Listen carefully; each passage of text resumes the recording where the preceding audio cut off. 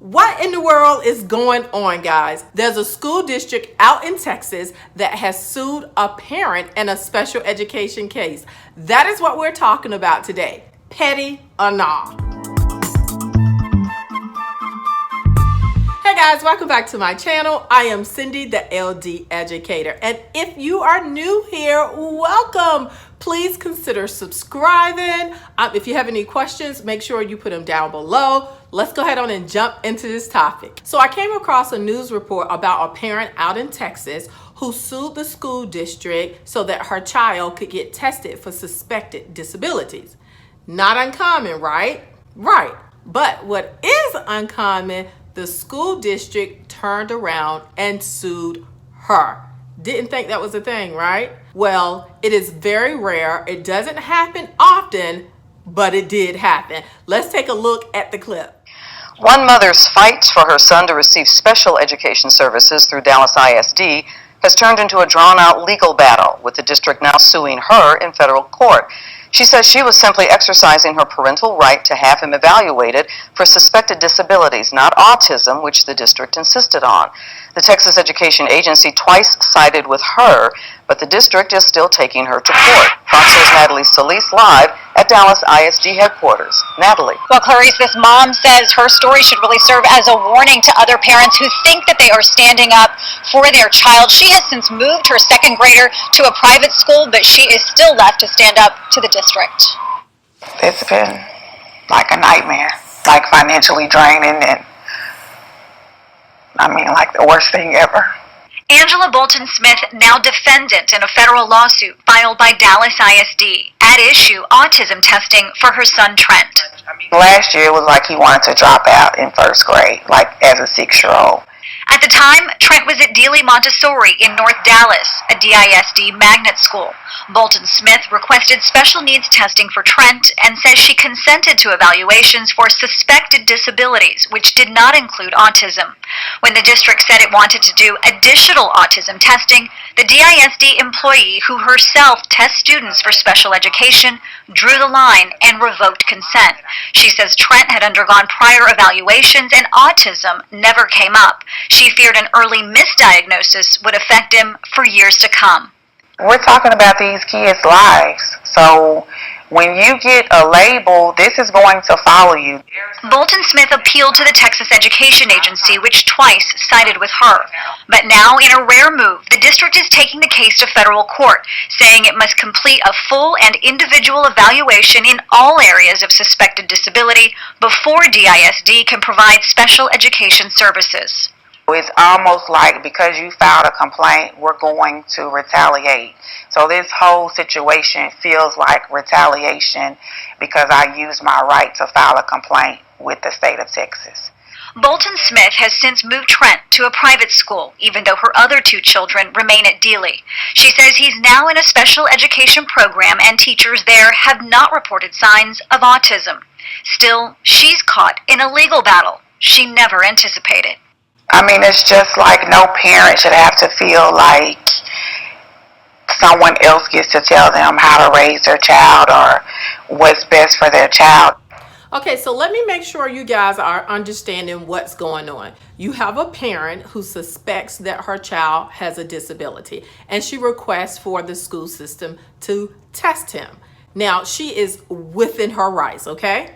Now, I think it's also important to add, if you didn't catch this, that the parent actually works for the school district. And that's probably why she finds herself in the situation that she's in right now. But that's neither here nor there. I say hooray for her. I wholeheartedly believe that whenever a school system infringes on the rights of a student or fails to get a student whatever it is or whatever type of services that they need in order to live up to their academic potential, then you should sue. And then it's the American way, right? Now, on the flip side of that, as a teacher who has often worked in underserved urban area, oftentimes the only people that I've kind of really seen sue are the well-to-do or the more knowledgeable parents. And so, when that happens, your child might win, but there are hundreds of other children who lose. But you know what? I have nothing against this parent whatsoever. At the end of the day, you have to do what you think is right by your child. Now, here's where the tricky part comes in. So I am thinking that when this parent actually asked or signed consent for her child to be tested, she specifically asked for certain disabilities, or she excluded autism. And this is why the school system is suing her. She wants them to test for suspected disabilities, and for whatever in her mind, she doesn't feel her son has any symptoms or show any characteristics, I should say, of autism. Well, the school, they're saying that we can't just test what this parent is requesting. We have to be able to test for everything and to rule it out. And you know, they are totally within their right to do this. So here are my thoughts. Once again, I say kudos to not only the parent, but I also say kudos to the school system. Too often, it's always one-sided. It is a parent who is standing up for what they feel their rights are, and the school system generally bows down. And like I said, I worked in a district where things just didn't work out for my students, and it was because, one, they may not have had enough money, or their parents just weren't knowledgeable.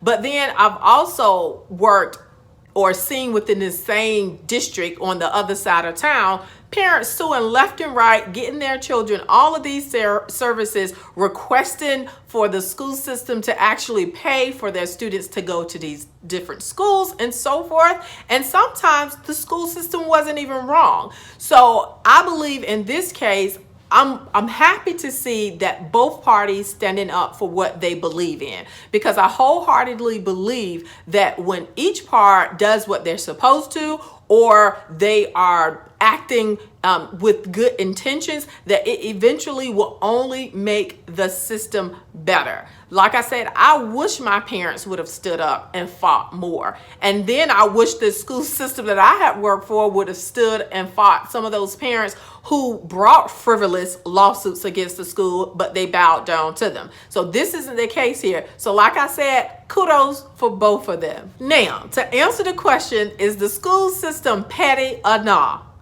They are absolutely petty. Come on, man. Even though I am glad they pushed it to this point, I feel like they are doing this in retaliation because they have this employee. She probably, stood up to them because she probably know her stuff, right? And so she forced their hand. Now they're going to show her. So at the end of the day, they are being very petty because they know that she does not have the financial resources to fight them, and they are banking on that. So they are extremely petty and need to be ashamed of themselves for taking this parent to court, especially now that she has actually pulled her child out of the school system and they're not responsible for testing him. So I really feel like they can let this thing go now, but they want to prove a point. So Texas, I think it's ISD district, you are petty. Stop it. But, and there's always a but, I can't let her off the hook because obviously she thinks that her child needs services, right? You don't get to pick and choose what your child is labeled as.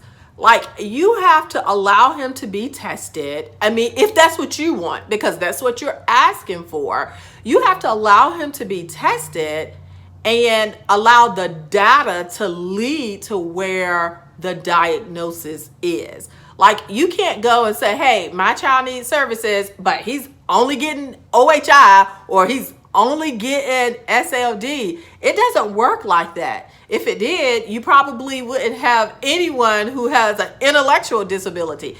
They probably don't want that for their child, but it's like totally, I think, irresponsible of her to really think that, and not saying that she is trying to choose, because it gets to be complicated because I don't want to put words in her mouth, but at the same time, if you're saying, oh no, you're just closing the door on them testing for autism just because you feel like you haven't seen it.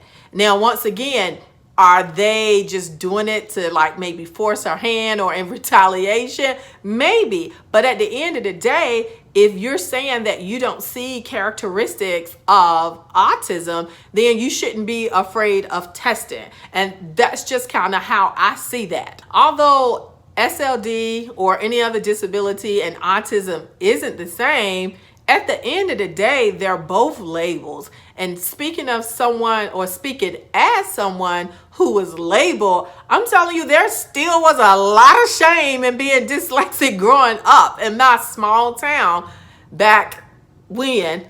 But and it's something that, you know, you just learn to deal with. You learn to get over. There is acceptance.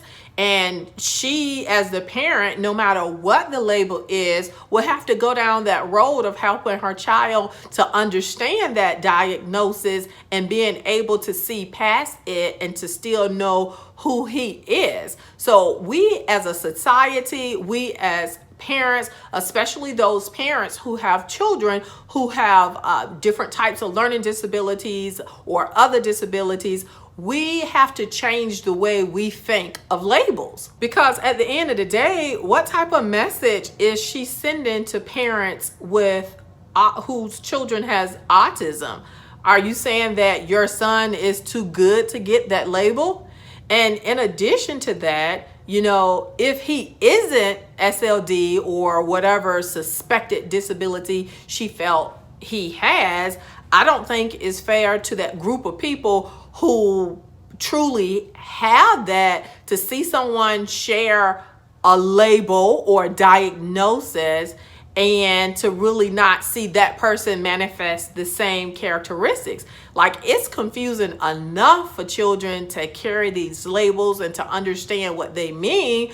So to be able to see someone else that you share the same diagnosis, but you don't see the same characteristics, I don't know, you know, that to me, that would cause just as much confusion for, you know, one group as it would be for her son if he was misdiagnosed. I hope that makes sense. Nevertheless, not to minimize the impact of labels or even maybe a misdiagnosis, I really still feel like as parents who are raising children who have disabilities, we have to change our outlook when we think about labels. I have something that I want to share with you. It's actually a meme that I saw on Facebook, and so I'm going to read it to you. It says, "I didn't label my child. They received a diagnosis. That diagnosis opened the door for us to get help, to make things easier for our child." And at the end of the day, I think that is what this mother wants. She sees that her child is having trouble in school and she wants to get help. If I could talk to her, I would say, you know, you can't have your cake and eat it too. I think that's the saying. So if she's going to force the issue, then she has to test for everything. And prayerfully, she is right. He doesn't have autism, especially if that's, you know, what she wants. But you can't pick and choose. So, you know, although I hate what the school district is doing for her because they are petty as heck, at the same time, I get it. And they're standing up. And I'm happy about that too. Because at the end of the day, we all have choices. And then, you know, and with her, she chose now to pull her son out. I respect that too. If you are that head over about him not getting that label, then you have to do what you have to do. And you have decided to take his education into your own hands and to pay for it yourself, not at public expense. So that's just my take. What say ye? Please let me know in the comment section. If you have not subscribed, please go ahead and do so. See you next time. Bye, guys.